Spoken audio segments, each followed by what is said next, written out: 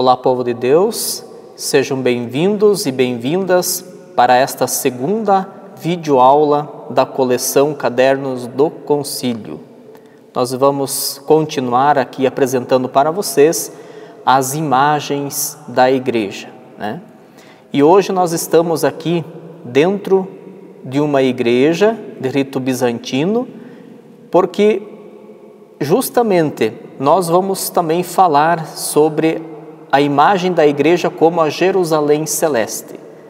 Então, quando nós formos falar dessa temática, dessa imagem, vocês vão estar podendo contemplar também a iconografia dessa igreja que nos remete a essa Jerusalém Celeste. Tá?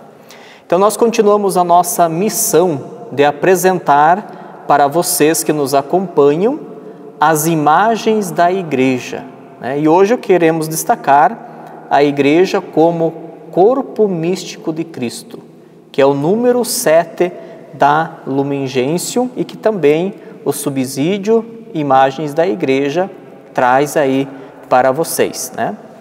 E também nós vamos retomar duas imagens que ficaram lá no número 6 da Lumen Gentium, né? Nos capítulos 3 e 4 da Lumen Gentium. Eu vou começar aqui com o número 7, que está aqui no subsídio, né, onde a igreja é apresentada como corpo místico de Cristo. O que isto significa? Significa que tudo aquilo que Jesus Cristo fez quando viveu no meio dos homens, no meio da humanidade, como nós dizemos, de carne e osso, tudo aquilo que ele fez, hoje quem faz em seu nome é a Igreja Católica, né? Então, a igreja, ela é esse sacramento de salvação, assim como Cristo trouxe para nós e nos conduziu à salvação, né? Então, Cristo, ele continua a agir no meio do povo por meio do seu corpo místico, que é a igreja. Toda vez que você ouvir falar dessa imagem, corpo místico de Cristo, nós estamos utilizando uma imagem que tem como, vamos dizer assim, como inspiração o próprio apóstolo São Paulo. É ele que se refere à igreja como corpo místico de Cristo, né? E assim como Cristo é o caminho para o Pai, assim a igreja é o caminho para Cristo. É interessante isso, né? Se Cristo é o caminho para o Pai, a igreja é o caminho para Cristo, né?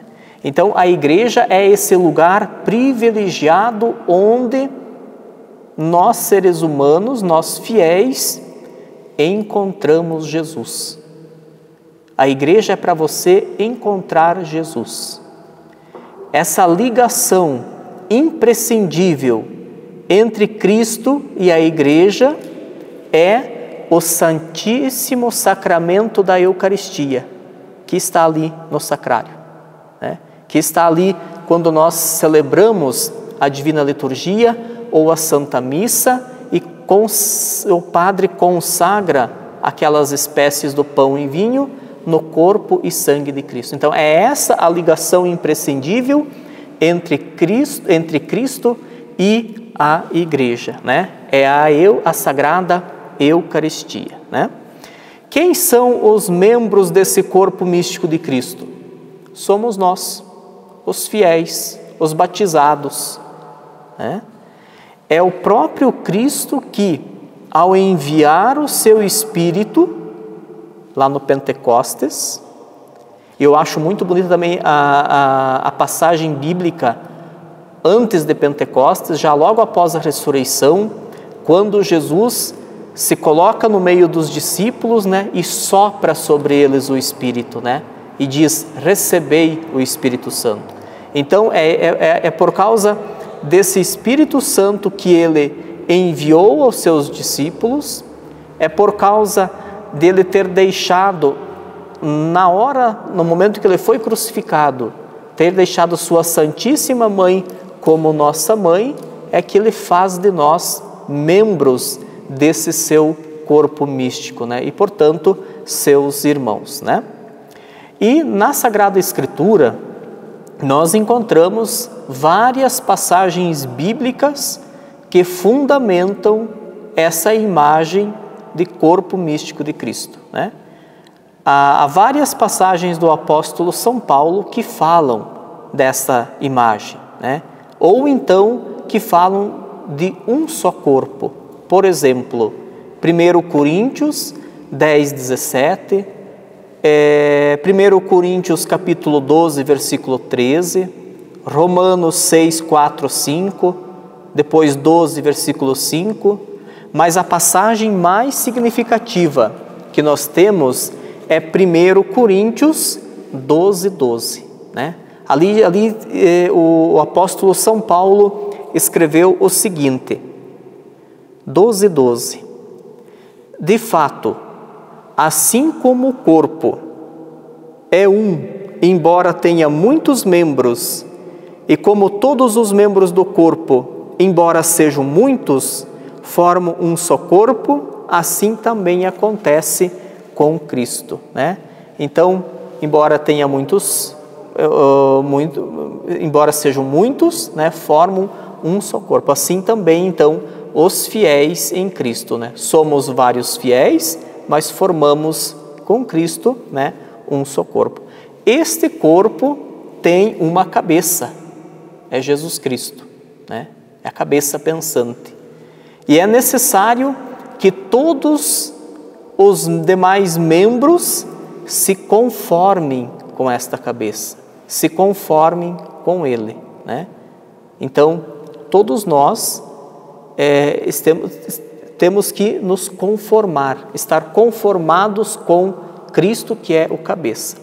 Nessa igreja vocês podem ver, né? Nós temos lá no alto da cúpula o Cristo Pantocrator, né? Ele que tudo vê, o Senhor do universo, né? Então a igreja é esse corpo místico de Cristo, porque o próprio e único mediador, Jesus Cristo, assim quis que fosse, né? E fez dessa igreja desta maneira, né?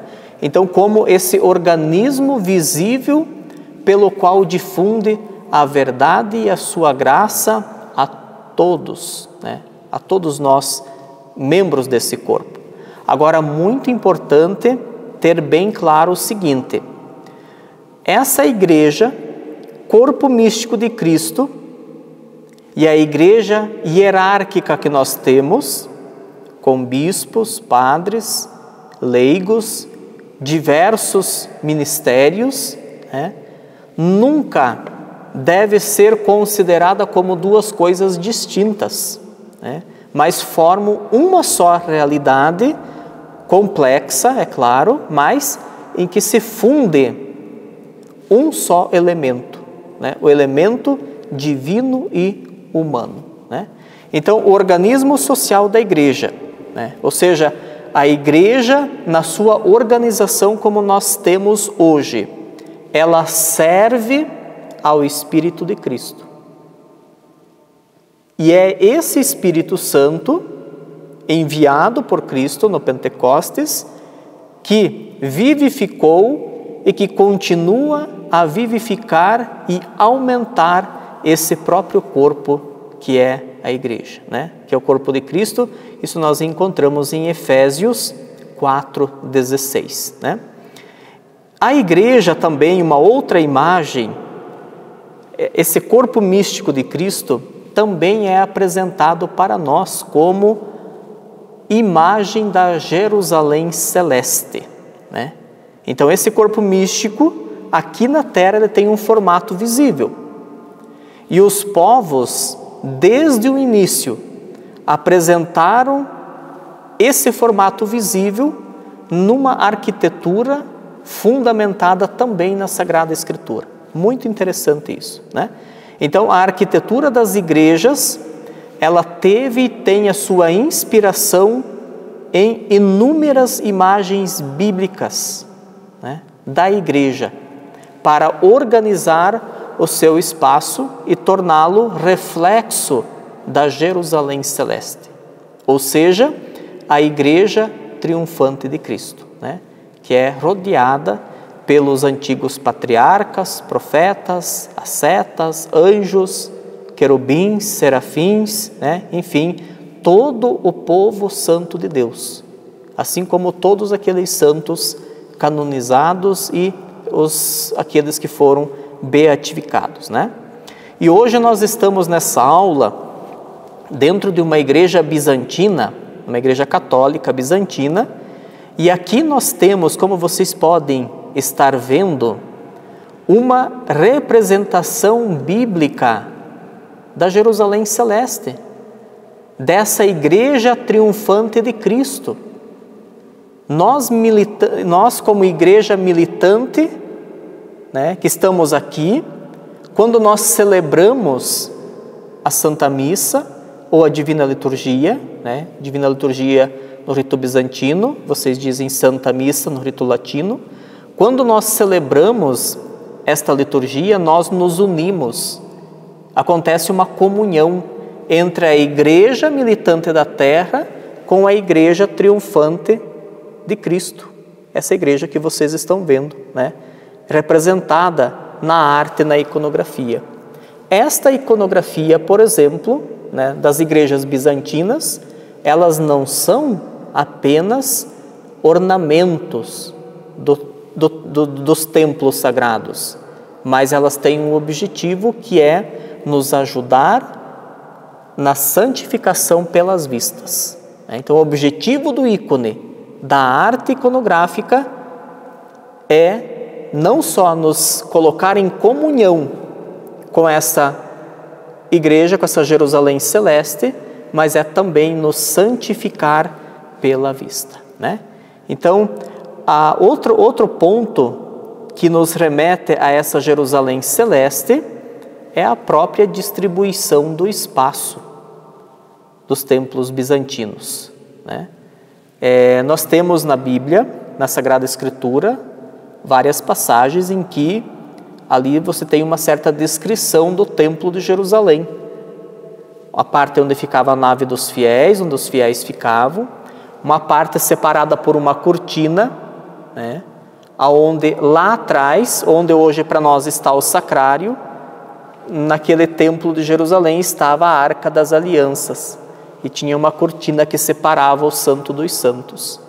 Se vocês olharem a distribuição do espaço dessa igreja onde nós estamos falando, apresentando esta aula, vocês vão ver que nós ainda não temos a cortina, mas na maioria das igrejas, a parte onde está o altar, que é o Santo dos Santos, ela é separada por uma parede com ícones, né?